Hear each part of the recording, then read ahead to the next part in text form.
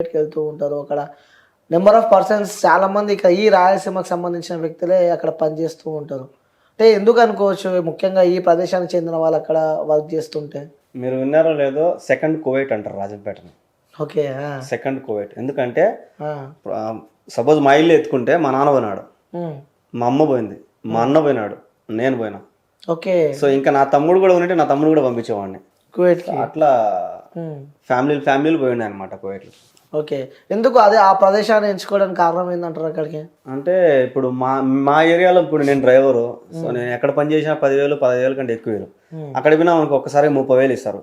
హ్మ్. సో ఆ డబ్బు ఆశతోనే అక్కడికి వెళ్తారు అనమాట. ఓకే.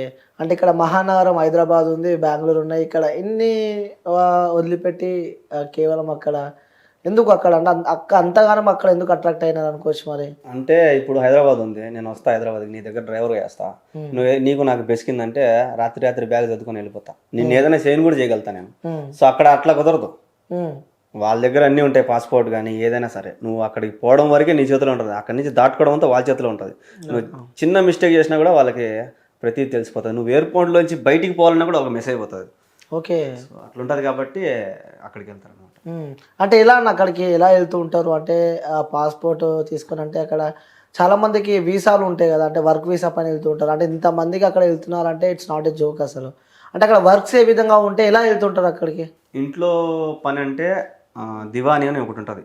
సాయంత్రం మొత్తాన్ని వాళ్ళంతా కూర్చొని చాయ్ గవ్వ తాగడము, ఖర్జూర పండ్లు తినడము ఇలాంటివి చేస్తూ ఉంటారు.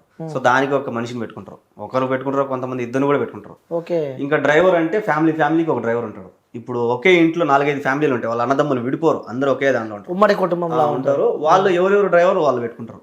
నీ డ్రైవర్ నువ్వు నన్ను పిలిచకూడదు, నా డ్రైవర్ ఎవరో వాళ్ళని పిలిచకూడదు అని చెప్పి సపరేట్ డ్రైవర్లు పెట్టుకుంటారు. సో అదొకటి. ఇంకా హౌస్ బాయ్ అంటే ఇంకా చెట్లకి నీళ్లు పట్టడం కానీ, చెట్లు కట్ చేయడం కానీ అట్లా కూడా పెట్టుకుంటారు. ఇంకా వంట వాళ్ళు ఆడవాళ్ళని పెట్టుకుంటారు, మగవాళ్ళు కూడా కొంతమంది మగవాళ్ళని కూడా పెట్టుకుంటారు. సో ఇవన్నీ లేబర్ పనులు అనమాట, ఖాదీ వీసాలు అనమాట ఇవన్నీ. సో ఆ వీసాల ప్రకారం చాలా మంది పోతూ ఉంటారు. ఓకే. అంటే ఒక సపోజ్ ఒక ఇల్లు ఉంది అనుకో, ఇంట్లో ఎంతమంది పనులు ఉంటారు? అంటే ఇప్పుడు 5 మంది ఫ్యామిలీ, 5 మందికి 5 కద్దామలు ఉంటారు. ఒక్కొక్క ఇంటికి ఒక్కొక్క కద్దామ. కద్దామా అంటే పని మనిషి. ఓకే. కద్దామని పని మనిషి అంటారు. డ్రైవర్ని సహాయక్ అంటారు అక్కడ నాన్న వాళ్ళ భాషలో. ఓకే. డ్రైవరు ఒక్కొక్క ఫ్యామిలీకి ఒక్కొక్క డ్రైవర్ ఉంటాడు. అదే అంటే ఒక్కొక్క సపరేట్ ఉంటారు, సపరేట్ ఉంటారు. అంటే నీ డ్రైవర్ నేను పిలిచకూడదు, నా డ్రైవర్ నేను పిలిచకూడదు. మళ్ళీ వాళ్ళు ఉమ్మడి కుటుంబంలో ఉంటారు, కానీ లోపల కుట్రలు చాలా ఉంటాయి. అంతే అంటారు. మీరు కూడా అక్కడ ఇంటి పనికి వెళ్ళారా? ఇంట్లో డ్రైవర్గానే పోయినా. ఓకే, డ్రైవర్గా. అంటే ఇప్పుడు మనం ఒక ఇంటికి వెళ్తామన్నా, కువైట్లో ఒక ఇంటికి సపోజ్ మన ఫ్రెండ్ ఎవరో వెళ్ళారు అక్కడికి, డ్రైవింగ్ పని అని చెప్పి వెళ్ళాడు అంటే అక్కడికి వెళ్తే డ్రైవింగ్ పని ఉంటుందా లేకపోతే ఇంకా ఏదైనా పనులు చెప్తుంటారా? అన్ని పనులు చేయాలా, ప్రతి ఒక్క పని చేపిస్తారు. నేను ఆ పని చేయను అంటే ఇంకా వాళ్ళ నిజస్వరూపం బయటపడుతుంది అనమాట.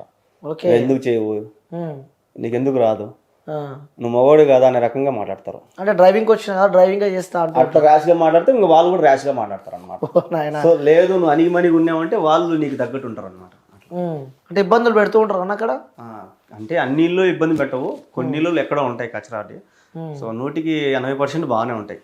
ఓకే. 20% మామూలే. అంటే మీరు చేసే వీడియోలో ఆ కువైట్కి మొత్తం నెగిటివ్ ఉంటుంది, అక్కడికి ఎవరు వెళ్ళొద్దు, అక్కడ చాలా కష్టాలు ఉంటాయి అని చెప్పి కూడా మీరు వీడియోస్ చూస్తే ఎవరైనా వెళ్ళాలంటే భయం అవుతూ ఉంటుంది.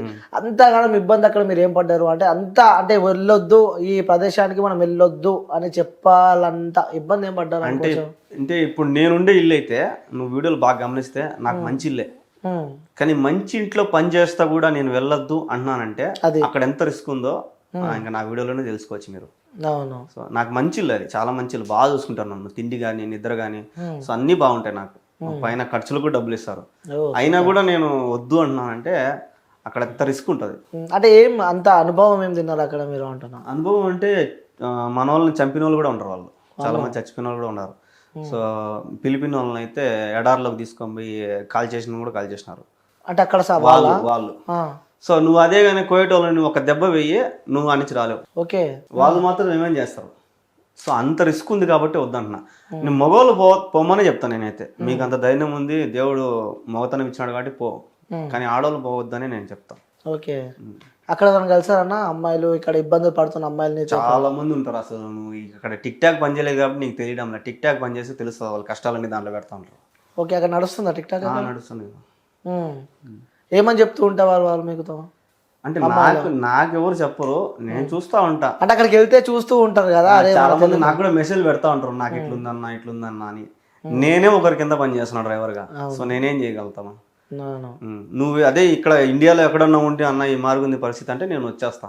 అవును. సో నాకే నమ్మకం లేదు ఇంటికి పోతాం లేదు, నీకేం నేనేం చేశాను వచ్చి. సో అక్కడ ఒకరికొకరు హెల్ప్ చేయడం కొద్దిగా కష్టమే.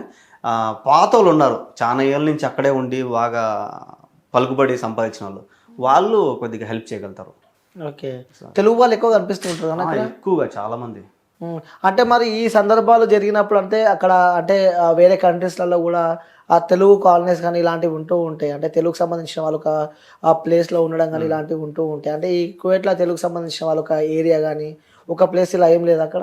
ఉంది, మాలియా అని ఒక ఏరియా ఉంది కువైట్ సిటీలో, మాలియా అని. మాలియా శుక్రవారం అక్కడ కలుసుకుంటారు అనమాట జనాలు, చాలా మంది వస్తారు. ఇంకా కువైట్ అవతల ఇంకొక ఊరు ఉంది ఫాహెల్ అని, సో ఆ ఏరియాలో కూడా మన తెలుగు వాళ్ళందరూ కలుసుకుంటుంటారు. సో ఒక్కొక్కరు ఒక్కొక్క ఏరియా పెట్టుకుంటారు, ఈ ఏరియాలో కలుసుకుందాం మన సెలవు వచ్చినప్పుడు.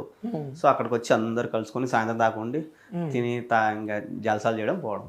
ఓకే, ఎలా ఉంటుంది అక్కడ కల్చర్, ఏ విధంగా ఉంటుంది అంటే కంపేరివ్ టు ఇండియా? సో అక్కడ కల్చర్ ఏ విధంగా ఉంటుంది అంటే మీరు ఇక్కడ పుట్టి పెరిగారు కాబట్టి, సో ఇండియాలో ఉన్న కల్చర్ కానీ అక్కడ ఉన్న కల్చర్ కానీ రెండిట్లో మీరు ఏం డిఫరెన్స్ గమనించారు?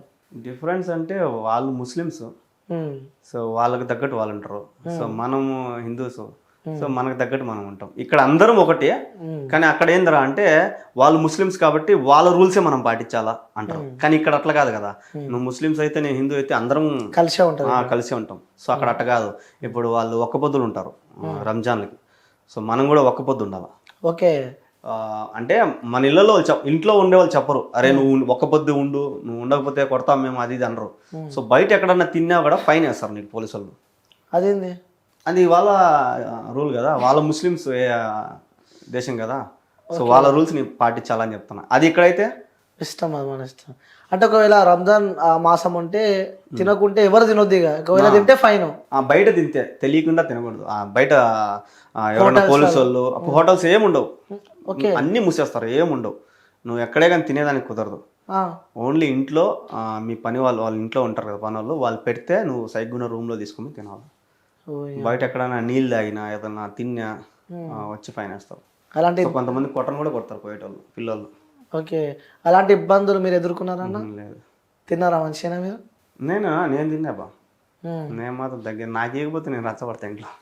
నేను ముస్లిం కాదు, నాకు ఇవ్వాల్సిందే. ఓకే, ఎన్ని ఇయర్స్ ఉన్నారు అక్కడ? నేను ఇంట్లో ఇప్పుడు 3 సంవత్సరాలు అయిపోయింది, 3 సంవత్సరాలు దాటింది. ఇంతకుముందు ఇంట్లో 2 ఏళ్ళు చేసిన. ఓకే, అంటే ఒక్కొక్క ఇల్లు పంచుకుంటారు అనమాట? అంటే అట్టేం పంచుకునేదేంలా, అగ్రిమెంట్ ఉంటుంది ఒక ఇంట్లో. ఇప్పుడు నేను ఒక ఇంట్లో పోతానంటే 2 ఏళ్ళు అగ్రిమెంట్ ఉంటుంది. ఓకే, ఆ 2 ఏళ్ళు నువ్వు కంప్లీట్ చేసుకుని రావాలా. నీకు నచ్చితే మళ్ళీ పోవచ్చు, నీకు నచ్చకపోతే. ఓకే ఓకే, అగ్రిమెంట్ ఉంటుంది. ఇప్పుడు మీరు 3 years పెట్టినారు, అయిపోయింది, మళ్ళీ మీరు ఇండియాకి వచ్చారు. 2 years ఉంటుంది అగ్రిమెంట్. ఏ ఇంట్లోనా 2 years? ఇంట్లోనే 2 years ఉంటుంది. 2 years కంప్లీట్ అయిన తర్వాత నువ్వు మళ్ళీ పోతానంటే పోలేదంటే నీ ఇష్టం. అది ఓకే, ఇబ్బందులు ఫస్ట్ ఇల్లు అయితే నేను ఆపేసిన పోకుండా, ఈ ఇల్లు అయితే పోతా వస్తా. ఓకే, ఇల్లు పోతా వస్తున్నారు. సార్ ఫస్ట్ అంటే చాలా మంది కువైట్కి ఎలా వెళ్ళాలో కూడా తెలియని వాళ్ళు కొంతమంది ఉంటారు. అంటే ప్రతి ఒక్కరికి డ్రీమ్ ప్లేసులు ఉంటాయి. 10th చదివిన వాళ్ళు వీళ్ళు వెళ్ళాలని అనుకుంటారు కువైట్కి. అలా వెళ్ళాలంటే వాళ్ళు ఎలా, అంటే వాళ్ళ ప్రాసెస్ ఏ విధంగా ఉంటుంది? వీసా చాలా మంది అట్లా, ఇప్పుడు హైదరాబాద్ ఉంది, విజయవాడ ఉంది, వీళ్ళంతా ఏం చేస్తారంటే బ్రోకర్లు ఉంటారు, అక్కడ వీసాలు తీసుకొని వచ్చి ఇక్కడ అమ్ముతా ఉంటారు. సో ఆ విధంగా పోవద్దనే చెప్తాను నేను చాలా మందికి. అక్కడ మనకు తెలిసిన వాళ్ళు ఉంటారు. ఇప్పుడు నేను ఎవరి ద్వారా పోయినా అంటే నా ఫ్రెండ్ ద్వారా పోయినా.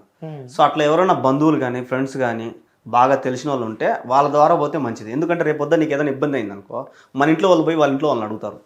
సో ఏజెంట్ ఏం చేస్తాడంటే, నా వృత్తి ఇది, నా పని ఇది, పంపించడం ఒకటి, పంపిపోయినాక నీ ఇష్టం అంటాడు. సో అక్కడికి పోయిన తర్వాత చేతులు ఎత్తేసి ఎవరేం చేయలేరు. ఓకే.